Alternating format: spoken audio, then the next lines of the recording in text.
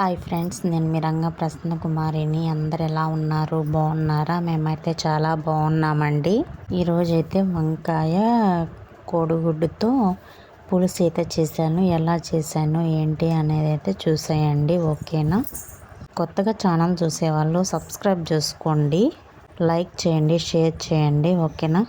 First అయితే కడాయిలో oil పోసేసుకొని తిరగమాత గింజలు అయితే వేసేసి ఆనియన్స్ అయితే వేసేసి కరివేపాకు అయితే వేసేసాను. ఆనియన్స్ బాగా మగ్గిన తర్వాత టమాటాలు అయితే వేసి బాగా వాడ్చుకోవాలి. టమాటాలు కూడా బాగా వాడిన తర్వాత పసుపు ఉప్పు వేసి బాగా కలుపుకోవాలి. బాగా కలుపుకొని బాగా ఫ్రై చేసుకోవాలి. బాగా ఫ్రై అవుతేనే బాగుంటుంది అన్నమాట. ముక్కలా కాకుండా బాగా ఫ్రై అవ్వాలి. ఇక్కడ చూడండి బాగా ఫ్రై అవుతూ ఉంది కదా. ఇంకా నేనైతే ఇక్కడ వంకాయలు అయితే వేసాను. ఆ క్లిప్ తీసేటప్పటికి కరెంట్ అయితే పోయింది, కరెంట్ లేదు, అందువల్ల ఇంకేలా అయితే యాడ్ చేసేసాను, ఓకేనా? ఇక్కడ నేను కారం కూడా యాడ్ చేసేసాను. చూడండి, కారం వేసేసి నిమ్మ సైజ్ అంతా చింతపండు నీళ్ళు కలిపి పోసేసాను అనమాట. గుడ్లు కూడా వేసేసాను. కర్రీ అయితే చాలా బాగా కుదిరింది, ఓకేనా? ఒకసారి ట్రై చేయండి. బాయ్.